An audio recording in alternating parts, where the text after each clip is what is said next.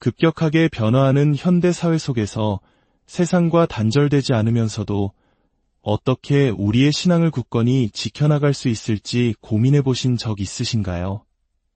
어떻게 하면 세속적인 문화에 휩쓸리지 않고 오히려 그 안에서 선한 영향력을 미치는 빛과 소금의 역할을 감당할 수 있을까요? 오늘 우리는 이 깊은 질문에 대한 답을 찾기 위해 이교도 문화의 심장부였던 바빌론에서 하나님의 사람으로 살았던 예언자 다니엘의 삶을 통해 그 지혜를 배우고자 합니다.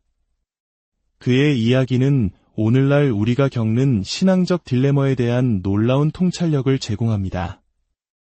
이 은혜로운 여정을 시작하기에 앞서 오늘 이 말씀이 여러분의 마음에 울림을 준다면 좋아요와 공유를 통해 사랑하는 이들에게 이 은혜를 흘려보내주시고 저희 채널을 구독하심으로 하나님의 귀한 말씀이 더 널리 퍼져나가는 일에 동참해 주시길 부탁드립니다.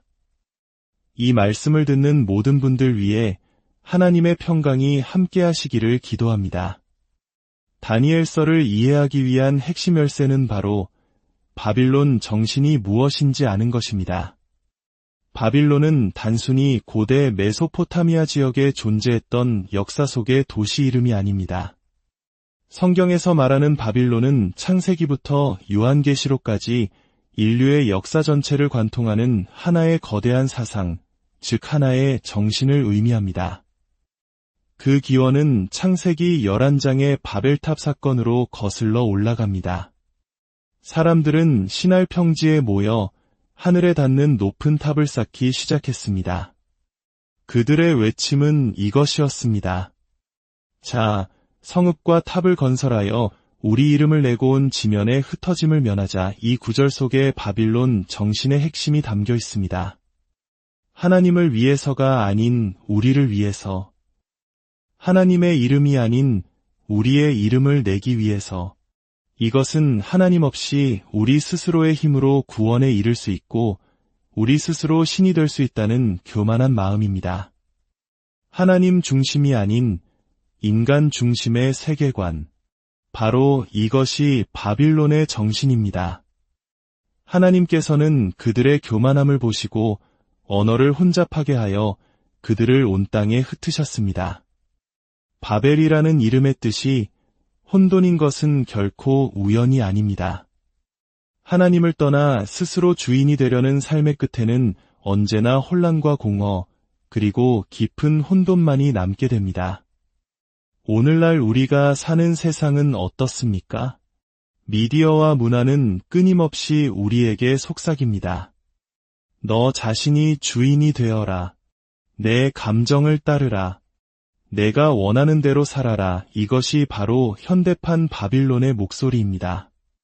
사탄은 언제나 우리의 자기중심적인 욕망을 부추기며 하나님은 우리를 억압하는 분이고 사탄 자신이야말로 우리를 위하는 존재인 것처럼 교묘하게 속입니다. 이 바빌론 정신은 두 가지 특징을 가집니다. 첫째, 자기 자신을 한없이 높입니다. 우리는 어느새 하나님의 말씀에 대해서조차 자신의 생각과 판단으로 논평하고 재단하는 시대에 살고 있습니다. 하나님의 말씀이 그렇긴 하지만 내 생각은 좀 달라. 그러나 우리가 기억해야 할 것은 하나님은 우리의 동의를 구하시는 분이 아니라 우리의 순종을 원하신다는 사실입니다.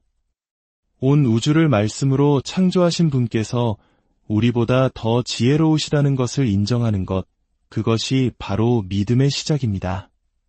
둘째, 바빌론 정신은 하나님을 한없이 낮춥니다.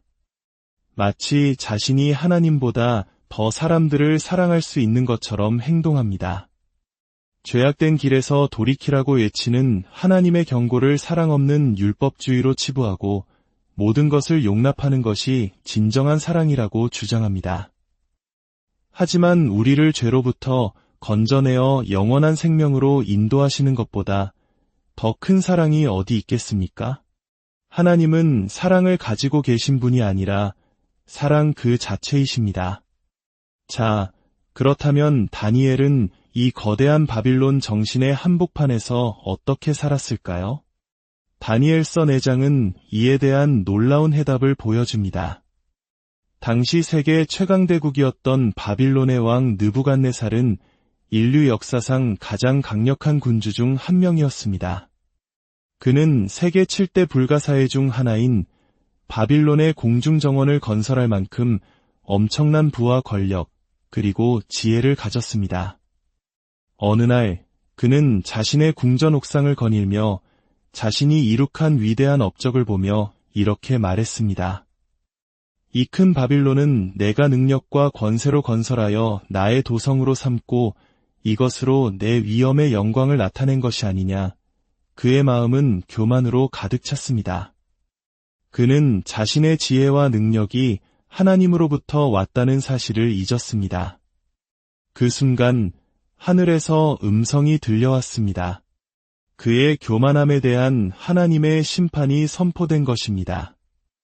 사실 하나님께서는 그 이전에 꿈을 통해 그에게 경고하셨습니다.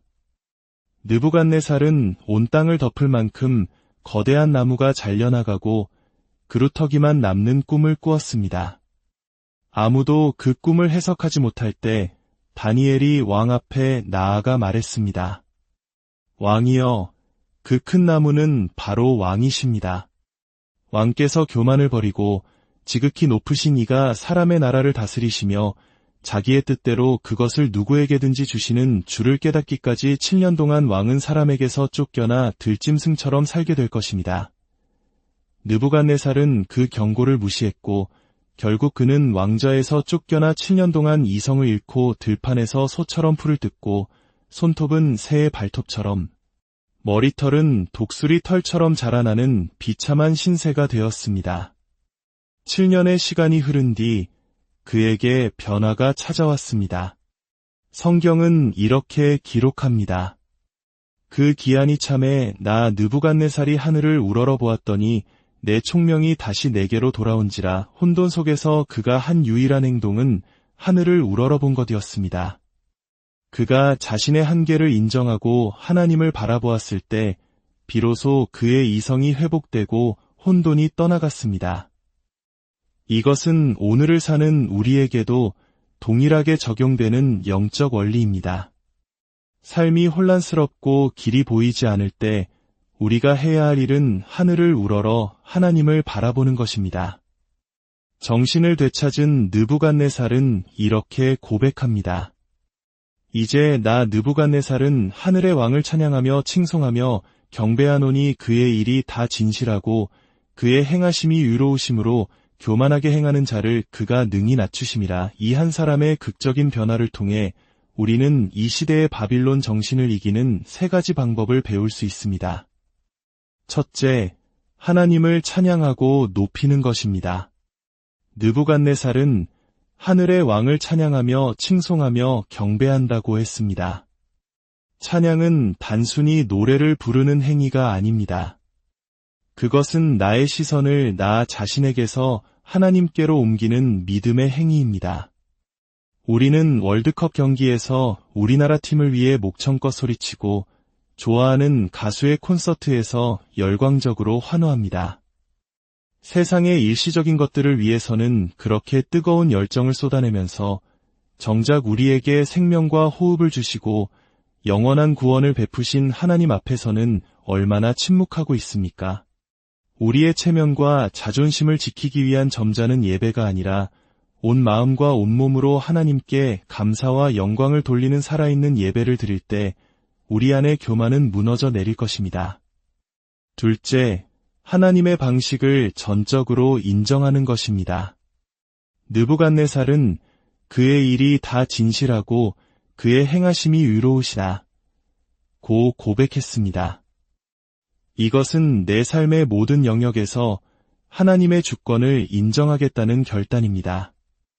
내 생각과 경험으로 하나님의 말씀을 판단하는 것이 아니라 하나님의 말씀이 언제나 옳다는 것을 믿고 순종하는 것입니다. 우리의 시간, 재능, 물질을 하나님의 뜻에 따라 드릴 때 매주 주일 예배의 자리를 지키며 하나님을 경배할 때 우리는 삶으로 하나님을 인정하는 것입니다.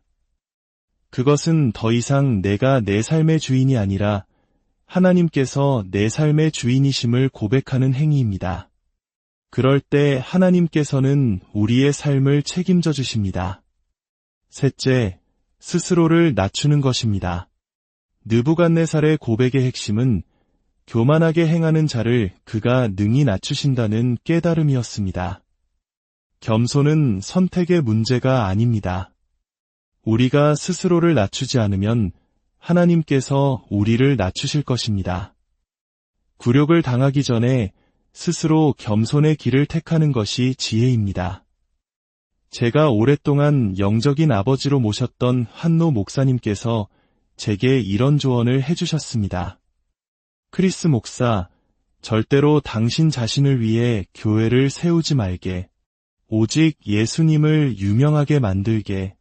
사람들이 칭찬할 때 그 모든 영광을 예수님께 돌리게. 그리고 매일 낮은 곳으로 가게나. 기억하게.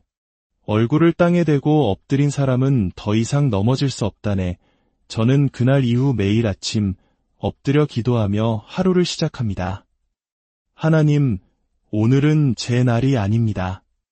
주님의 날입니다. 저를 사용하여 주시옵소서. 이 겸손의 자세야말로 사탄의 모든 교만한 계획을 좌절시키는 가장 강력한 무기입니다. 하나님은 교만한 자를 대적하시고 겸손한 자에게 은혜를 베푸십니다.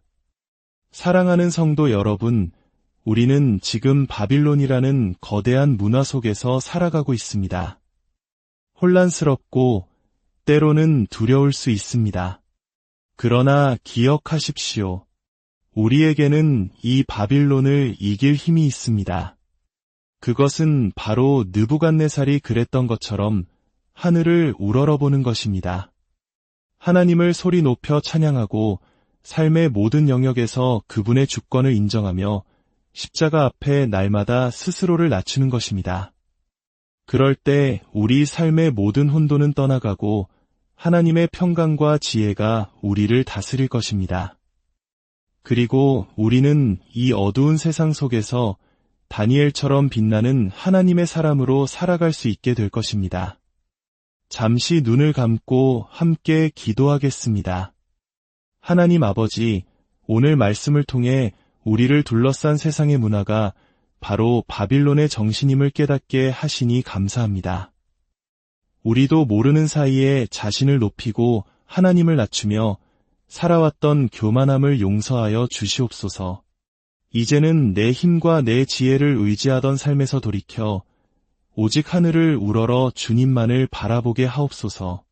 우리의 입술에서 찬양이 떠나지 않게 하시고 우리의 삶이 하나님의 주권을 인정하는 순종의 삶이 되게 하시며 날마다 십자가 앞에 엎드리는 겸손한 자녀들이 되게 하여 주시옵소서. 그리하여 혼돈의 세상 속에서 하나님의 질서와 평강을 누리며 이 땅에 하나님 나라를 세워가는 거룩한 도구로 우리를 사용하여 주옵소서. 우리를 겸손케 하시고 끝까지 사랑하신 우리 주 예수 그리스도의 이름으로 기도드립니다.